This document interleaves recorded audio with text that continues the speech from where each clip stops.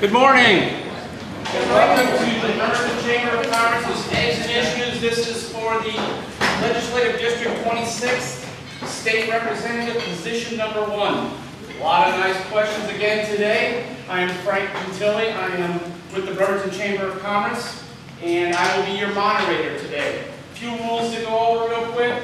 If you have one of these things in your pocket, purse, or anywhere else on your body, please silence it. Either turn it off or silence it. We have a tradition here. If your cell phone goes off during the debate, you will be asked to make a $20 donation to a local charity. This week's charity is the Kids Habitat for Humanity. And so it's an honor system. I'm not going to hunt you down, but if it goes off, that's what we expect.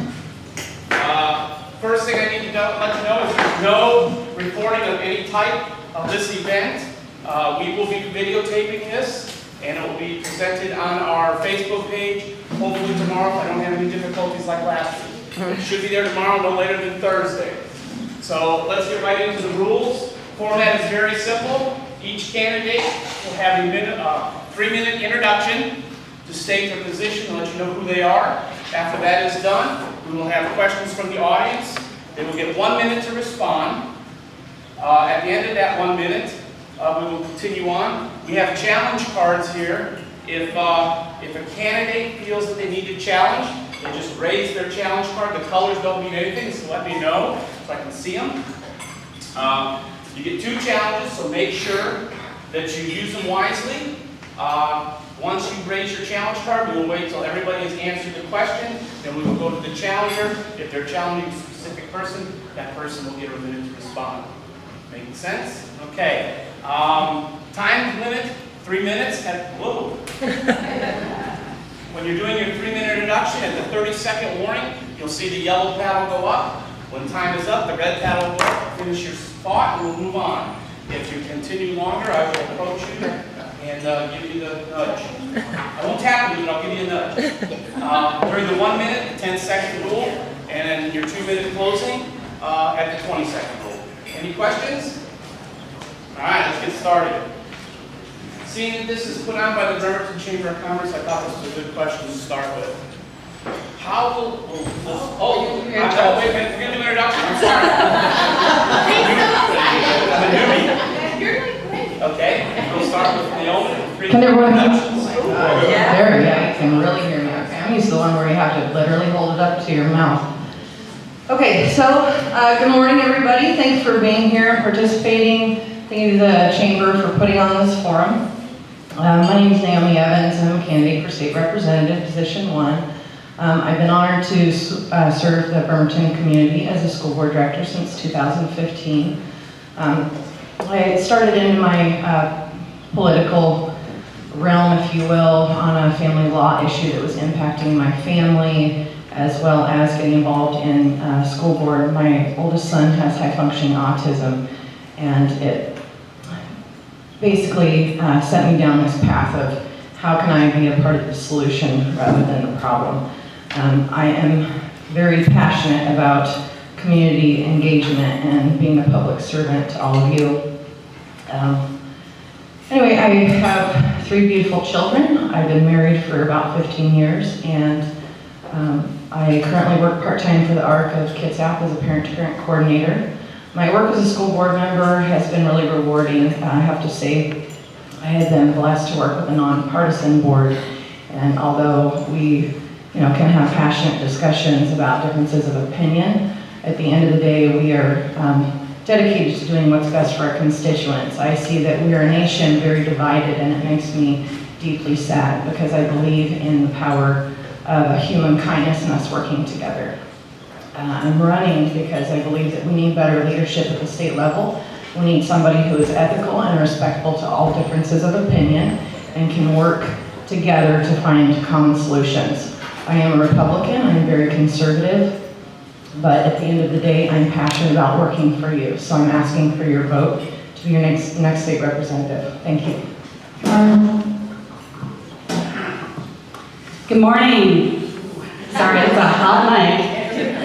Thank you everyone for coming out this morning on this sunny summer day to engage in local politics. My name is Connie Fitzpatrick and I'm running for the House in the 26th for position 1. I don't know if any of you know this, but I grew up here. I went to high school in Port Orchard and graduated.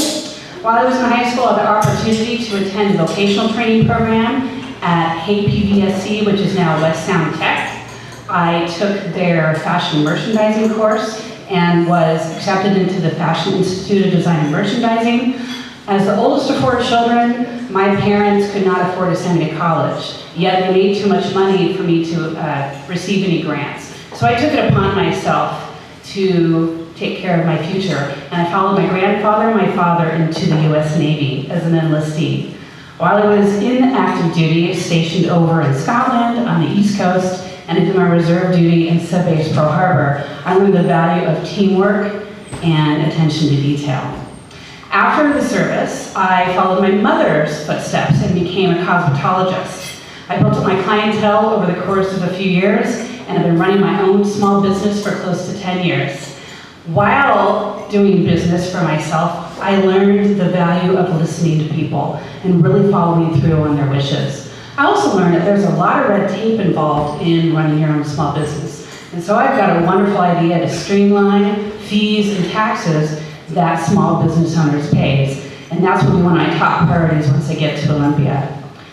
Also during the time, I have been a strong advocate for my son. He, in kindergarten, was diagnosed with ADHD, and so I needed to make sure that he was getting the education and the special instruction that he needed to be successful in school. I also volunteered in the classroom and outside the classroom doing various things, fundraising for the schools. I have seen firsthand that we need to fund our schools, and so the idea that there's local electeds that are not openly supporting bonds in our communities is unacceptable to me. The idea that there's local electeds that are holding office and yet are creating hostile work environments is unacceptable to me. As a wife, a mother, a small business owner, and a veteran, I believe that it's time that we bring back respect and inclusivity to our entire district. This is not the country that I served, and is not the country that I want my son growing up in. Thank you, and I hope to earn your vote on August 7th. Have a wonderful day. Good morning, everyone. I am your State Representative Jesse Young. It's an honor to be here. It's also an honor to serve. Just a little bit of background for those that may be just now looking into the race. I grew up in Tacoma. Graduated from Wilson High School. Met my wife in high school. We were high school sweethearts. If you don't know, I grew up homeless in Tacoma. And that has shaped a lot of my perspective. A lot of you might be surprised to know too that I was once a very devout liberal Democrat. When I graduated from high school, I went back to the University of Notre Dame, graduated from the University of Notre Dame, began my career in Silicon Valley. And all the way up through the Bush-Gore election, I voted for President Gore over President Bush. Of course, as I started to mature, as I started to grow my family, as I started to start my own small business, which turned into a larger consulting practice as a software engineer, and we started to have kids, and as faith became more important to me, I had a pretty radical change. I began to look at the truth of economic policy. I began to look at something that just never really sat right with me, and that was all the friends and all the neighbors that I grew up with in impoverished Tacoma, except for maybe 1 or 2, we're still impoverished. We're still living off of public subsidies. And in my mind, the government system had failed them. And in spite of all the years of Clinton, in spite of all the years of social program after social program, I saw a system that was failing low-income people that were just like me growing up. I decided I wanted to make a change. So, as I'm starting to look at what can I do, well, I knew that through the strength of my own sweat equity, I could provide for my kids. But what about my grandkids? What about some type of legacy that we want to provide for our family? And what about for our friends or extended family? So that's why I got into politics. Now, since I've been your state representative, I have been the most accountable state representative in the House of Representatives. I've had more public town hall engagements than any senator or representative in the state, put myself before you continually. I've also been one of the few people that will put measurable goals in front of you every campaign cycle. And of course, the biggest one that I'm sure you're all aware of is that I pledged, when I first started seeking your election, that I would stop the toll increases on the Tacoma Narrows Bridge. Something that every elected official at the time said could not be done. Couldn't refinance the bridge. And I said that I would do it. And I kept my promise to you. I kept my promise that also said I would be a stalwart bipartisan voice for those that are low income and in need of support. And so I have been one of the most bipartisan representatives down there, in spite of being very fiscally conservative on taxes. Of course, my fiscal conservative on taxes has led to greater revenue growth in the state, which has led to greater money being funded for those that are in most of need. And so I've kept my pledge and my promise in many different ways. And again, it's an honor to bring that type of record before you in the House of Representatives. So thank you.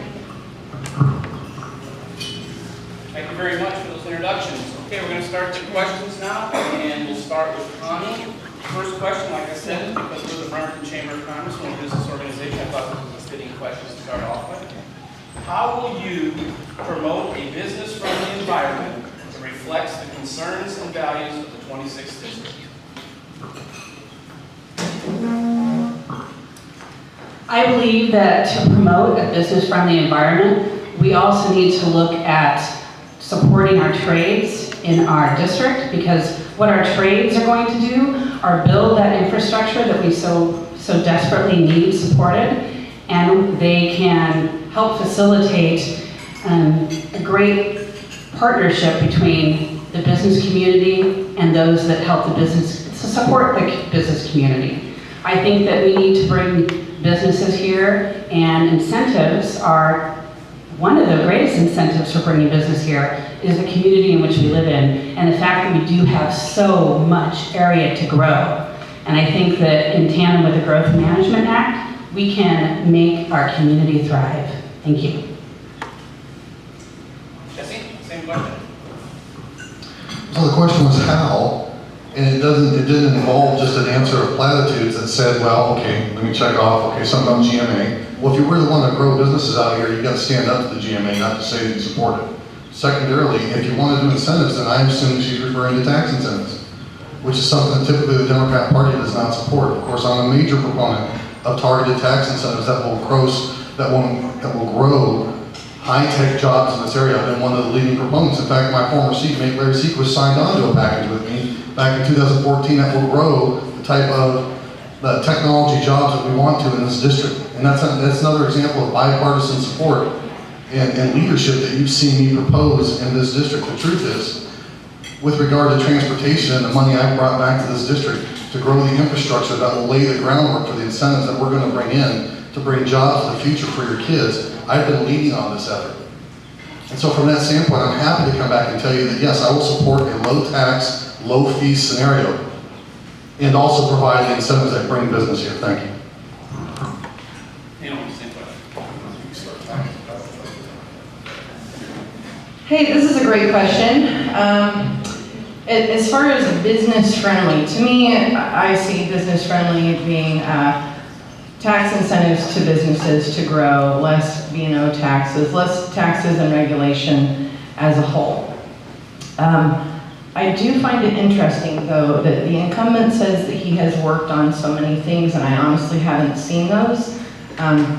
He's been talking about bringing in tech jobs and, extending cable and Wi-Fi and stuff throughout the peninsula, but I just haven't seen those over the course of 4 years, so that's just my personal observation. But as a leader, I think that it is important to always watch taxes, regulations, fines, fees, things like that for businesses so that it is more conducive to growing. But some of that has also to do locally with what county and city governments are doing. The best thing a state legislator can do is reflect that opinion from the higher state level to make sure that, what goes on at the state level, the city and counties follow with that. Thank you.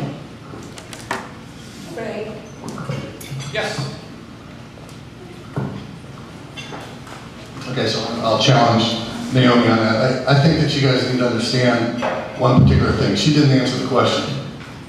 She completely used the entire time to try to say I haven't done something, which is really a sad commentary on her desire to even want to go look at what we've done. When it comes to low-income housing, I've been one of the 50th votes that supported low-income housing growth and gave a Republican vote to the Democrat majority that had lost votes to pass low-income housing. And for her to say that that's not important, to make sure that we provide housing and funding for those on low income, and for her to just to not even acknowledge it but then dodge the question. If you also want to talk about access to technology, how about my work by standing up to corporate interests and supporting the growth of PUDs and other avenues and entities to bypass corporate roadblocks to broadband access, so that those on low income and those that are struggling with school can actually get access to the high-tech bandwidth that they need to grow into the future. Those are all examples I've done. I challenge her to list anything that she would do on that front, rather than obfuscate. I thought that the question was specific to promoting business or friendly business environment. I wasn't speaking in particular to housing, as you said, but to jobs. I'm talking specifically about jobs and what you have or have not done, your promises kept kind of thing. So I still haven't seen what you've done to bring more jobs to the area. That's my opinion. Do you have any solutions? That's your second challenge. Is he gonna bully all the time? I'm just Let's curious. try to keep it simple today. All right, next question. This one is for Jessica. We're going to start with some infrastructure questions. What do you see as the priority in a fix for the SR16, SR3 congestion issue? SR3 and SR16. SR16, SR3, so that's the Gorse. Yeah, I got it. So with regard to the fixes there, we know that we have the Belfair bypass coming forward soon. One of my promises that I kept was I said I would prioritize fixing the tolls on the Tacoma Narrows Bridge because it dramatically impacts the majority of commuters in this district. Secondarily to that, we have a vast region for growth, which is going to be based around the Port of Bremerton. We have a lot of available land. As the Belfair bypass comes in, there is only one real route off of the Key Peninsula, and that is to come through Gorse and go down Highway 16 past the Tacoma Narrows Bridge. Well, one of the avenues that was baked into the solution for the Tacoma Narrows Bridge, which my opponents don't understand from the financing, is that it sets up the money to build out Highway 302. Highway 302 would connect Highway 16 south of Belfair and give us another avenue out. It also solves one of the major problems we're getting down into the Key Peninsula and providing access to the rural communities down there. So that is an effort that I will next lead with regard to transportation. Same question, Naomi. Oh, it's going to be a fun day.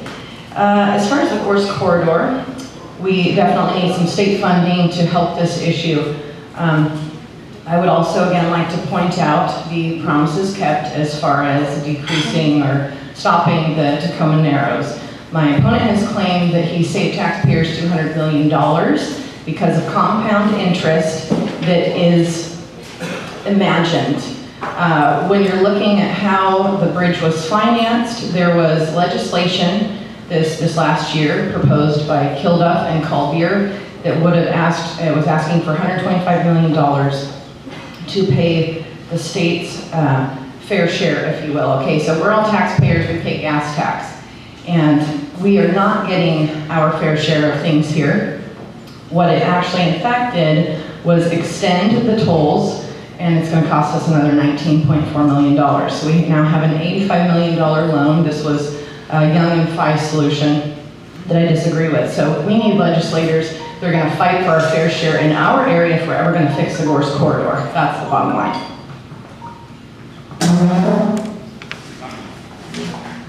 Thank you, Ms. Evans. I agree with that. I believe that we're not getting our fair share. And I believe that to support our infrastructure and to solve the problem, which is the Gorse problem, is to rely on the West Sound Alliance, which is it makes up 3 counties, 3 cities, and covers 19 jurisdictions. And I feel that when I get to the legislature, that I need to support that and fund that so we can come up with a regional master plan as well as a plan to solve our ferry system, our water highways, and have a ferry waterway master plan. Thank you. Okay, next question is to Connie. I'm sorry, to Naomi. Do you support impact fees for builders to support infrastructure? Yes and no. Impact fees are important. As a school board director, we count on impact fees, let's say like the Puget Sound Naval Shipyard. There are certain times that, an area will impact us and where we can collect state taxes or even, local taxes to subsidize what we're paying for. However, I've seen them become punitive in certain areas, and so there needs to be a balance here. I don't agree with them when they become punitive upon builders, and it makes it more difficult, which, that all leads into part of our housing development that we have issues with. Can you repeat the question, please? Sure. Do you support impact fees for builders to support infrastructure? I do. I've been talking to a lot of voters in their homes, especially out in the McCormick Woods, and they are really concerned with the amount of building that's happening, and yet there is not a high school to support the population growth. I believe that when builders come in, it's great. It's going to be a job creator. They want to grow our community, but I feel that in line with the Growth Management Act and looking at development thoughtfully and with respect to the environment that we live in, the builders should incur a fee to support that infrastructure and make it a livable, enjoyable, successful community for all. Thank you. Well, impact fees from one standpoint, if you look at them, how they've added up at the local level, have really turned into a predatory disadvantage or disincentive for businesses and small businesses to grow in these communities. And to the degree that they're punitive or they discourage small business growth, then I will continue to stand against them and leverage the power of the state to come over the top of local municipalities, because effectively what they're doing is they're making it impossible for businesses to pass that 5-year mark. And then so a business will come in and pay these impact fees that have already been paid before that for the same region, for the same area. Then they go out of business, and then another one comes right in and has to pay the same impact fee.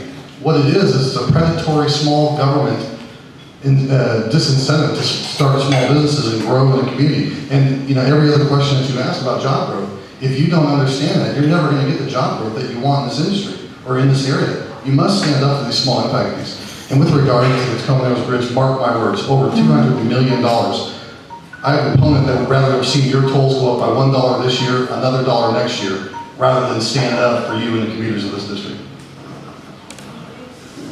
Okay, go ahead. I know, and these are short answers, and it's hard to actually explain all of this, but I seriously want you to understand.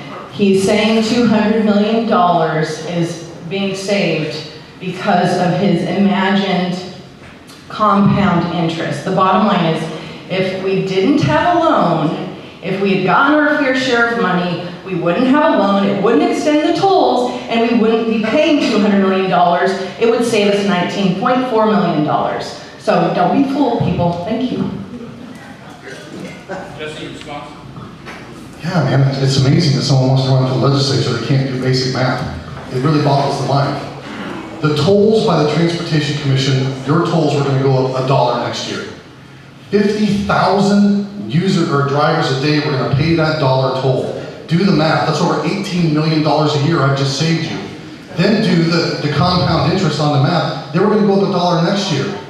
So that's over almost $40 million a year that you're not paying. Now you have to pay that back at the end because you're going to pay the loan, but the compound interest that you're making off the money that you are now putting in your pocket to support your family, to put food on the table for your kids or pay education for them, is a real dollar amount. And for her to not understand it, let me just ask you a question. What did any of the other legislators, this notion of pay our fair share, good luck trying to tell Seattle that you want your fair share, because they come back right around and say, well, we want our fair share too. And the Democrat majority, even when you had Democrats in the seat, wouldn't give their fair share to this district. I worked bipartisanly with Democrats to bring over $85 million in interest-free loans to this district. That's real money. All right, next question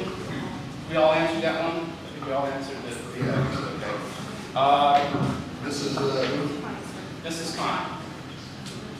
Do you think the Ruckelshaus Institute study will result in any significant changes to the Growth Management Act?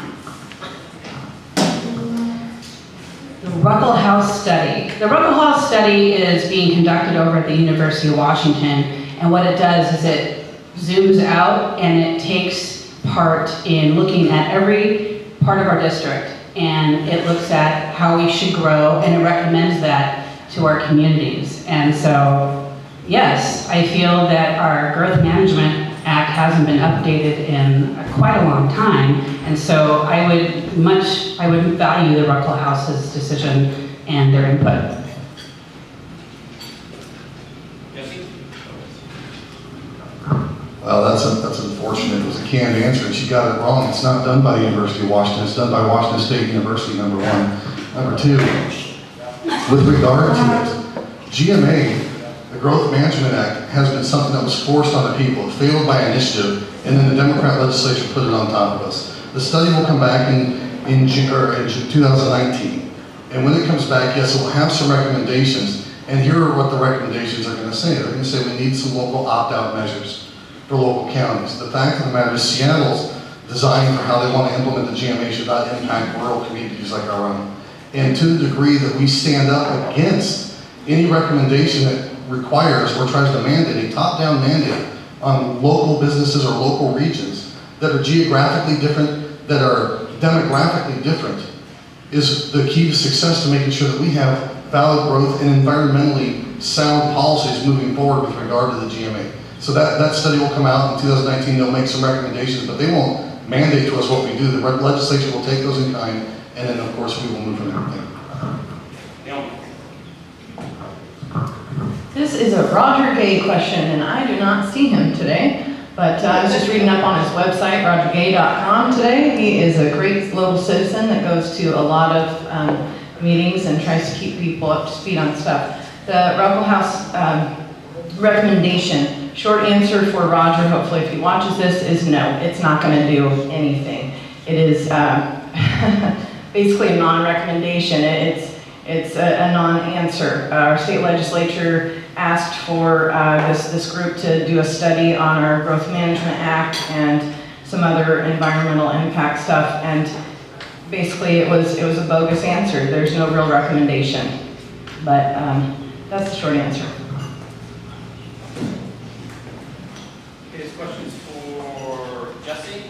Keeping with the Growth Management Act, do you support reforming the Growth Management? I absolutely do support reforming the Growth Management Act and have helped with passing legislation that would allow us to reform it. The first thing that we did was back in 2015, we started the notion of allowing local counties to opt out. We did that on the eastern side of the state because the differences between Seattle-based and Western Washington rules around the GMA relative to Eastern Washington were really having a huge impact on our agricultural industry. And it started to highlight one of the key points, that if you come down to the top-down mandate, one-size-fits-all solution, it doesn't really provide a solution for all of the different geographic areas. I mentioned that just previously. And with regard to that, yes, I believe that we should have a number of local opt-outs and allow counties to have a more localized control that really sits into the local demographics and geographical needs of their area. If we start to do that, you will see local, regional, environmental policy and growth policy come out that will not only increase low-income housing, but will still honor our environment.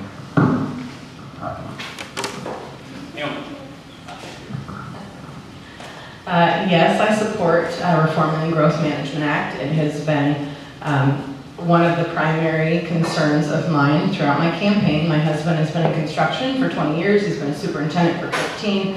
I see on a daily basis how the GMA as well as other environmental policies have negatively impacted our growth and development. We definitely need to reform those things so that we can get back to an evened out supply and demand in our housing, zoning restrictions, all of these things, regulatory, permitting, things like this. All of it has a trickle-down effect from the state level that we definitely need to reform, and it would be one of my top priorities. So to clarify, the question is regarding the Growth Management Act, correct? Reforming. Reforming it. I said earlier that we have not updated our Growth Management Act in decades. It's been a really long time, and our district looks a lot different than it did 5 years ago, let alone 10 years ago. And so I believe that we need a master plan, which is a Growth Management Act. It zooms out, it looks at every piece and parcel of our district, taking into consideration rural communities, urban communities, and suburban communities, and how they're interconnected. So I believe in adopting that. Okay. This question is for Naomi. What will you do about the unfunded mandates that are costing school districts, counties, and cities significant expenses? Hallelujah, let's get rid of those things. As a school board director, I see on a daily basis how unfunded mandates are impacting schools. I'm sure there are many other unfunded mandates throughout the state. The bottom line to me is if the state can't figure out how to pay for something or have a solution where it's working with those local governing agencies on how they can collaboratively pay for something, the state should not be writing legislation that's not covered.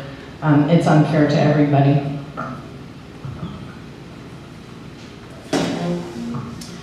Unfunded mandates are impacting our schools.